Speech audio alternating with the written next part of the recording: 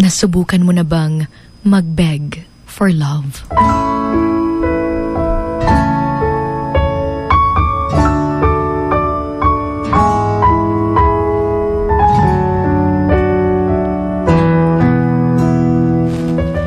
Nasubukan mo na ba yung pilitin ang isang tao na mahalin ka, piliin ka, at bigyan ka ng pagmamahal at atensyon? Naranasan mo na ba yung kahit alam mong hindi na tamang habulin pa siya, ay ginawa mo pa? Yung sa dinami-rami ng tao sa mundo, siya pa rin yung gusto mong balik-balikan. And can you still remember that night na umiyak ka sa harapan niya at nagmamakaawang balikan ka dahil hindi mo kayang wala siya?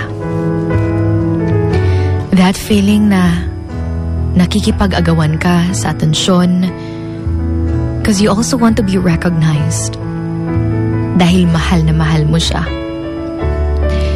Naaalala mo pa rin ba sa pagmamahal mo para sa kanya, kinailangan mong mag-beg dahil para sa'yo, para wala kang pagsisisihan sa huli? Yung pati pagstay niya sa buhay mo, nagmamakaawa ka rin para hindi ka iwan dahil mahal na mahal mo eh. Pero at the end of the day, iniwan ka pa rin. Naranasan mo na yung nakakalimutan mo pati yung sarili mo kakahabol sa kanya.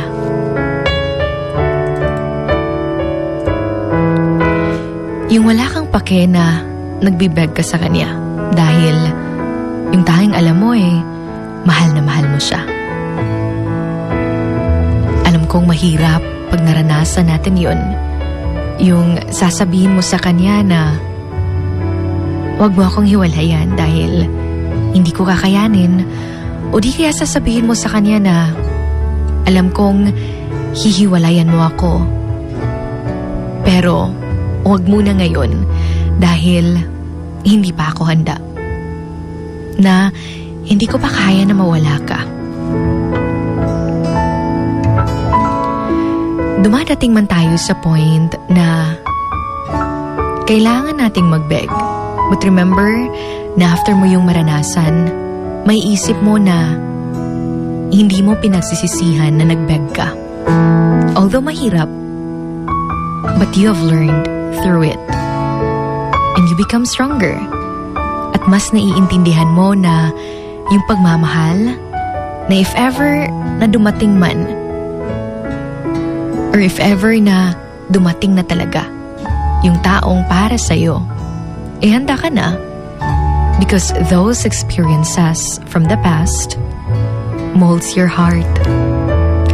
Na kahit mahirap man, pero kailangan nating pagdaanan at tanggapin na hindi lahat kaya tayong ipaglaban at kaya tayong piliin.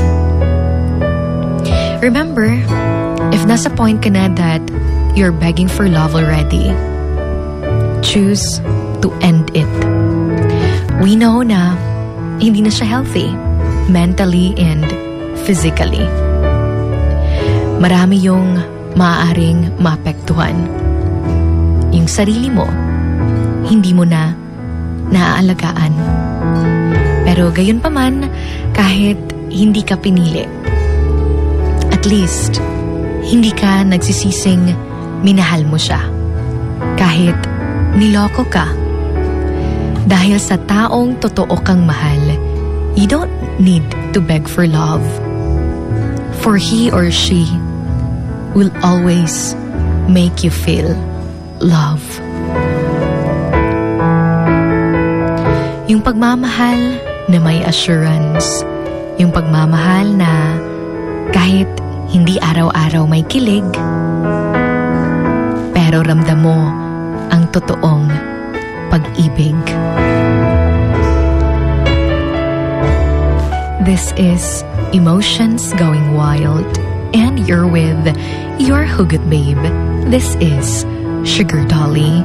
Right here sa Wild FM 103.1. Emotions Going Wild. Wild FM. Emotions Going Wild. Wild FM.